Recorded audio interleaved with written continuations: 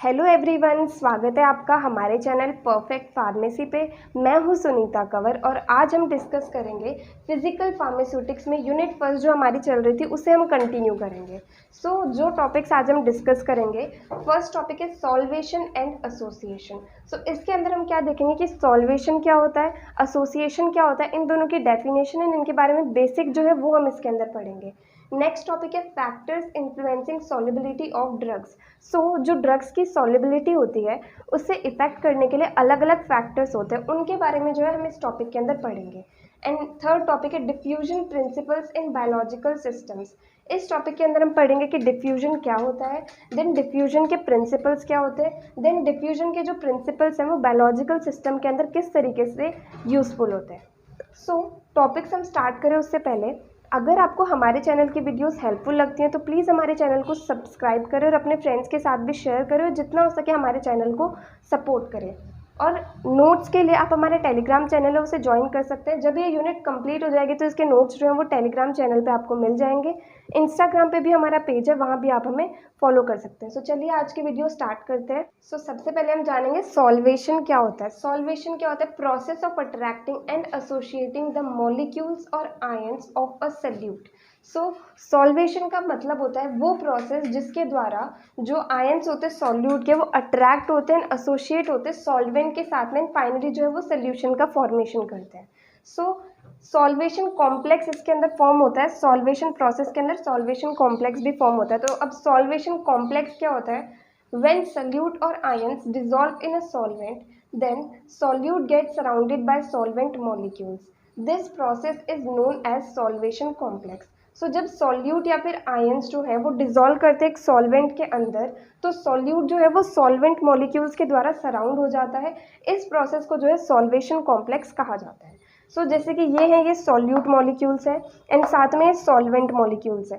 तो जब solute molecules जो है वो सॉल्वेंट मॉलिक्यूल्स के द्वारा सराउंड हो जाएंगे, ये जो है एक साथ में हो जाएंगे सारे के सारे, तो सोल्यूशन का फॉर्मेशन हो जाएगा एंड इस कंप्लीट प्रोसेस को जो है सॉल्वेशन कॉम्प्लेक्स कहा जाता है। एंड ये जो है ये हो गया solvation of solute with solvent. तो इस तरीके से जो है सॉल्वेशन के प्रोसेस को हम डिफाइन कर सकते हैं। मेनली क्या हो गया कि सॉल्यूट जो है वो सॉल्वेंट के साथ में डिसॉल्व हो गया, तो इस कंप्लीट प्रोसेस को हमने बोला सॉल्वेशन। नेक्स्ट टॉपिक जो हम डिस्कस करेंगे वो है एसोसिएशन। एसोसिएशन के बारे में हम जानेंगे। एसोसिएशन होता क्या है? It is a chemical reaction in which the opposite electric charge ions come together in solution and form a distinct chemical entity। इसका क्या मतलब हुआ? एसोसिएशन जो है ये एक केमिकल रिएक्शन होती है जिसके अंदर जो ओपोजिट इलेक्ट्रिक चार्ज होते हैं, मतलब नेगेटिव और पॉजिटिव, वो एक साथ आते हैं एक सोल्यूशन के अंदर एंड एक अलग ही कुछ जो है फाइनल केमिकल एंटिटी, मतलब कुछ अलग प्रोडक्ट बना देते हैं। नॉर्मली भी जो होते हैं ओपोजिट इलेक्ट्रिकल चार्ज जो होते हैं वो एक दूसरे को अट्रैक्ट करते हैं। हमने नॉर्मली फिजिक्स में भी पढ़ा है पहले एंड अलग अलग जगह पर ही हमने पढ़ा हुआ है। ये जो ओपोजिट चार्जेस होते हैं वो एक दूसरे को अट्रैक्ट करते हैं, इनके बीच में जो है इलेक्ट्रोस्टैटिक फोर्स जो है वो लगती है। अब जो इलेक्ट्रोस्टैटिक फोर्स होती है उसका फॉर्मूला क्या होता है? वो होता है F equal to Q1 Q2 upon epsilon R square. यहाँ पर F जो हो गई ये हो गई इलेक्ट्रोस्टैटिक फोर्स जो कि है फोर्स ऑफ अट्रैक्शन।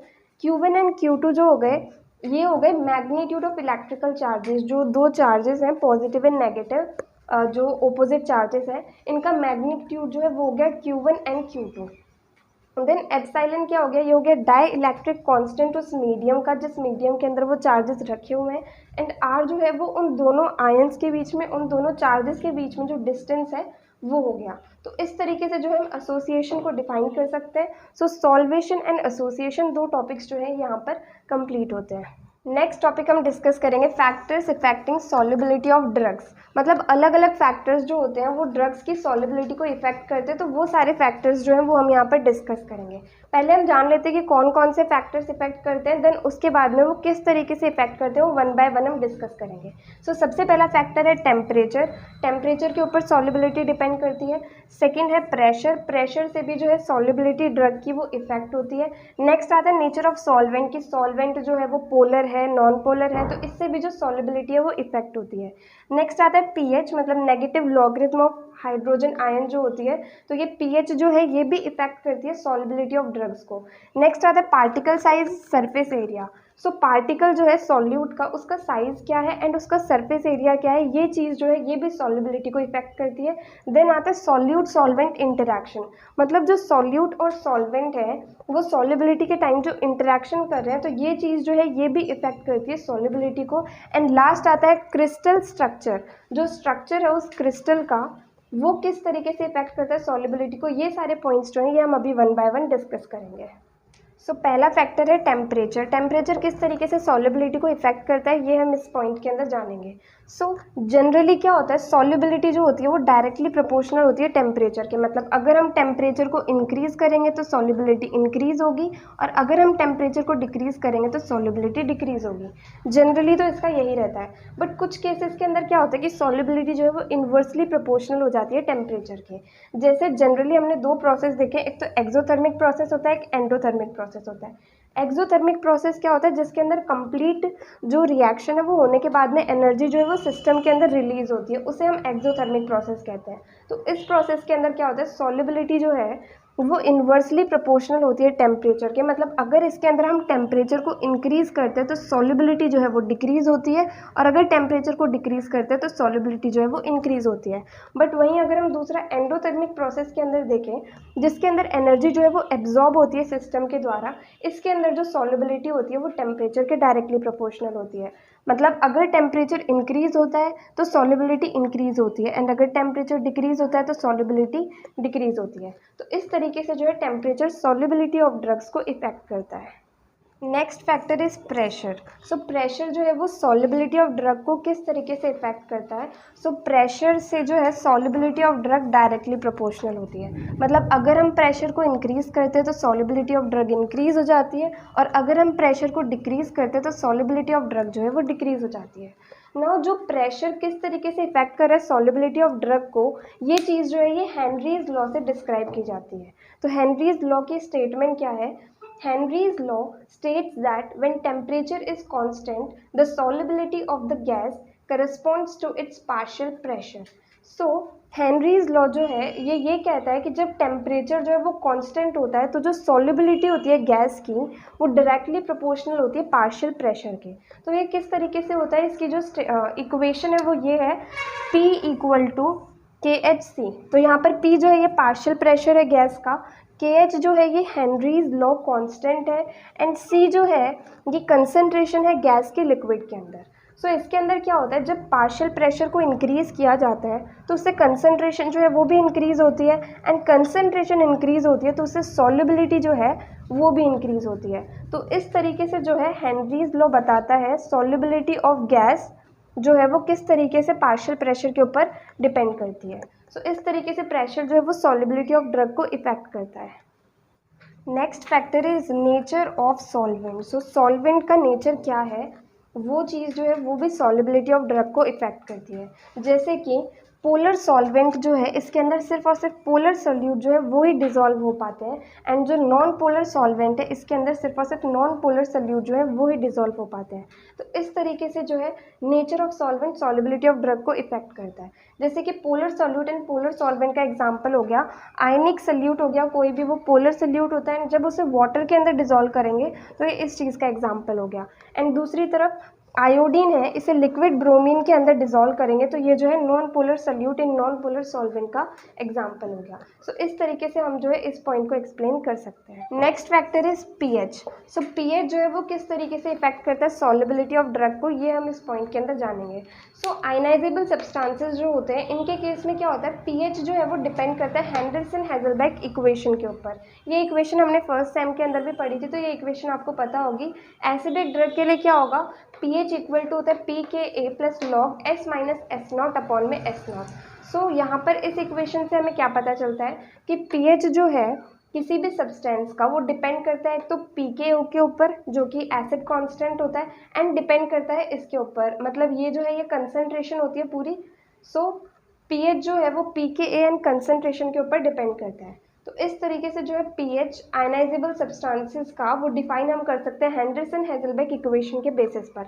अब जो pH है वो इफेक्ट किस तरीके से करता है सॉल्युबिलिटी को, तो वीक एसिड में क्या होता है, जब हम pH एंड सॉल्युबिलिटी का ग्राफ प्लॉट करते हैं तो धीरे धीरे हम pH को इंक्रीज करते हैं तो एक जगह तक तो सॉल्युबिलिटी कांस्टेंट रहती है, देन उसके बाद में जो है सॉल्युबिलिटी इंक्रीज होती है।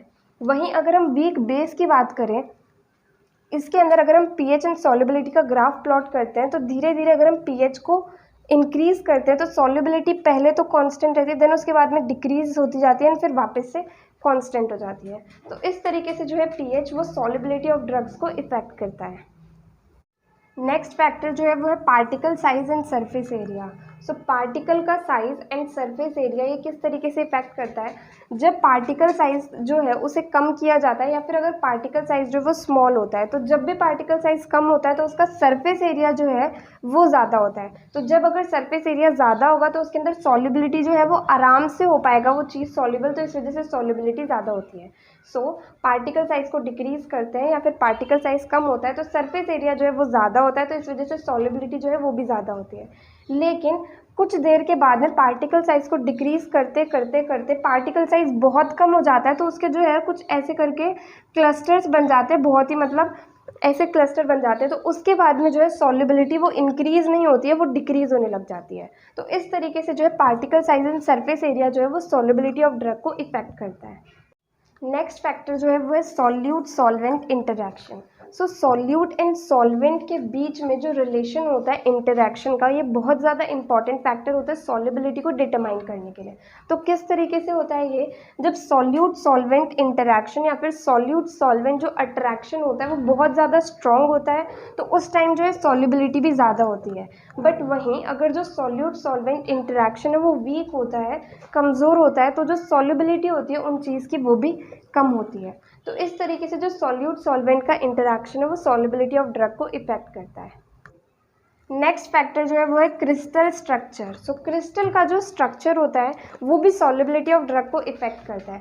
जैसे जो क्रिस्टल का जो फॉर्म है वो अमॉर्फस फॉर्म होगा तो वो ज़्यादा सॉल्युबल होगा एज़ कम्पेयर टू जो क्रिस्टल फॉर्म जो होता है उससे ज़्यादा सॉल्युबल होता है अमॉर्फस फॉर्म। इसी तरीके से जो क्रिस्टल स्ट्रक्चर है सॉल्यूट का वो सॉल्युबिलिटी ऑफ ड्रग को इफेक्ट करता है।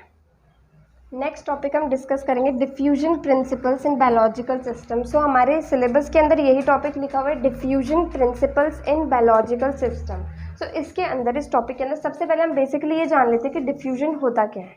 सो डिफ्यूजन की डेफिनेशन है, it is defined as a mass transfer of individual molecules of a substance caused by random molecular motion and associated with a driving force such as the concentration gradient। सो इसका क्या मतलब हुआ, diffusion क्या होता है, mass transfer होता है individual molecules का जो कि रैंडम मॉलिक्यूलर मोशन की वजह से होता है, एंड ये जो है एक ड्राइविंग फोर्स से एसोसिएटेड होता है जिसे कंसंट्रेशन ग्रेडियंट कहा जाता है।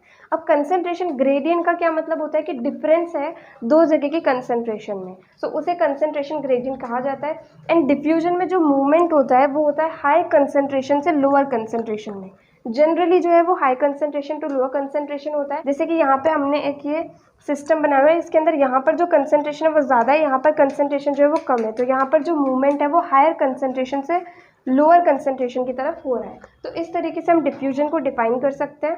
नाउ हम डिफ्यूजन के दो लॉज जो है वो यहाँ पर डिस्कस करेंगे, Fick's first law of diffusion and Fick's second law of diffusion. So पहले हम देखते हैं कि Fick's first law of diffusion जो है इससे क्या इसका मतलब होता है। तो इस लॉ की जो स्टेटमेंट है वो है, this law states that the rate of diffusion of solute molecules through a barrier is directly proportional to the concentration gradient. So ये जो लॉ है ये कहता है कि जो रेट ऑफ डिफ्यूजन होती है सॉल्यूट मॉलिक्यूल्स की एक बैरियर से वो डायरेक्टली प्रोपोर्शनल होती है कंसंट्रेशन ग्रेडियंट के। सो जो रेट ऑफ डिफ्यूजन है वो डायरेक्टली प्रोपोर्शनल होती है कंसंट्रेशन ग्रेडियंट, मतलब हो गया dc/dx। एंड वहीं हम दूसरी इसको इस तरीके से भी डिफाइन कर सकते हैं, इस स्टेटमेंट के लिए ये इक्वेशन भी हम लिख सकते हैं कि J = dm/dt। सो इस तरीके से जो है फर्स्ट लॉ की ये तो कंप्लीट स्टेटमेंट हो गई। अब J = dm/dt भी हो सकता है, दूसरा J = -d dc/dx भी हो सकता है। तो यहाँ पर J क्या हो गया, इसे फ्लक्स बोलते हैं, एंड ये जो है ये रेट ऑफ डिफ्यूजन होती है। dm क्या हो गया, ये हो गया चेंज इन मास, dt हो गया change in time, then J वही है flux rate of diffusion, then जो ये d है ये होता है डिफ्यूजन कोफिशिएंट, देन dc जो है ये है change in concentration, and dx जो है ये है चेंज इन डिस्टेंस। ना यहाँ पर जो ये नेगेटिव साइन है, ये नेगेटिव साइन क्या इंडिकेट करता है? नेगेटिव साइन यहाँ पर इसलिए होता है क्योंकि यहाँ पर कंसंट्रेशन जो है वो डिक्रीज हो रही है, बट हमें जो ये क्वांटिटी है फ्लक्स रेट ये हमेशा पॉजिटिव चाहिए होती है, तो इस वजह से यहाँ कंसंट्रेशन डिक्रीज हो रही है, तो हमने नेगेटिव साइन लगा दिया जिससे कि फाइनली जो फ्लक्स की वैल्यू है वो पॉजिटिव आए। तो इस तरीके से जो हम फिक्स के फर्स्ट लॉ ऑफ डिफ्यूजन को डिफाइन कर सकते हैं। नेक्स्ट हम जानेंगे fix second law of diffusion जो है ये क्या बताता है। सबसे पहले हम इस लॉ की स्टेटमेंट देखते हैं कि ये लॉ जो है वो क्या बताता है। This law states that change in concentration with respect to time in a particular region and the change in concentration at that point of time are directly proportional. ये लॉ क्या बताता है कि जो चेंज इन कंसंट्रेशन है with respect to time एक particular region के अंदर, वो डायरेक्टली प्रोपोर्शनल होता है change in concentration gradient at that point of time. dc/dt जो है ये तो हो गया change in concentration with respect to time, then ये जो है ये डायरेक्टली प्रोपोर्शनल है कंसंट्रेशन ग्रेडियंट में चेंज एंड, तो कंसंट्रेशन ग्रेडियंट क्या हो गया? Concentration divided by distance. Gradient का मतलब क्या होता है? किसी भी चीज़ को डिस्टेंस से डिवाइड कर देते हैं डिस्टेंस से, तो वो जो है वो ग्रेडियंट हो जाता है। तो इस तरीके से हमारी जो इसकी फाइनल इक्वेशन आ गई वो आ गई dc/dt is equal to minus D J, यहाँ पर जे जो है ये फ्लक्स होता है मतलब rate of diffusion, and divided by dx and it is equal to minus D square C upon dx square. तो इस तरीके से जो हम Fick's second law of diffusion को डिफाइन कर सकते हैं। नेक्स्ट टॉपिक जो है वो है diffusion principles in biological system. इससे हम क्या बोल सकते हैं कि ये जनरली यूजेस हैं बायोलॉजिकल सिस्टम के अंदर। डिफ्यूजन के जो अभी हमने प्रिंसिपल्स पढ़े, लॉज पढ़े, वो किस तरीके से बायोलॉजिकल सिस्टम के अंदर यूज़ में आते हैं वो चीज़ हम यहाँ पर डिस्कस करें। ये 4 तरीके से हम जनरली 4 तरीके डिस्कस करें जिस तरीके से बायोलॉजिकल सिस्टम के अंदर यूज़ होता है। सबसे पहला पॉइंट है gastrointestinal absorption of drugs. Gastrointestinal system के अंदर जो ड्रग्स एब्जॉर्ब होती हैं इसके अंदर जो है डिफ्यूजन का रोल होता है। तो फर्स्ट तो है ये इसकी एप्लीकेशन हो गई। दूसरा है परक्यूटेनियस एब्जॉर्प्शन। परक्यूटेनियस का मतलब क्या होता है? स्किन में जो एब्जॉर्प्शन हो रहा है ड्रग का, इसके अंदर भी डिफ्यूजन का रोल रहता है। देन थर्ड आता है यूट्रिन डिफ्यूजन। यूट्रिन डिफ्यूजन में क्या होता है कि जो ड्रग होती हैं, जैसे कुछ ड्रग्स होती हैं जो कम अमाउंट में हमारी बॉडी के अंदर ट्रांसपोर्ट होनी होती हैं, तो वो जो ड्रग ट्रांसपोर्ट होती है मतलब स्मॉल अमाउंट में माइक्रोग्राम्स के अंदर, वो जो है वो इस यूट्रिन डिफ्यूजन के अंदर आता है। जैसे कॉन्ट्रासेप्टिव ड्रग्स होती हैं तो इनके बारे में जो है वो यूट्रिन डिफ्यूजन के अंदर आता है। देन नेक्स्ट फोर्थ पॉइंट आता है डिस्ट्रीब्यूशन ऑफ ड्रग्स। ये तीनों पॉइंट्स भी डिस्ट्रीब्यूशन ऑफ ड्रग के अंदर आएंगे।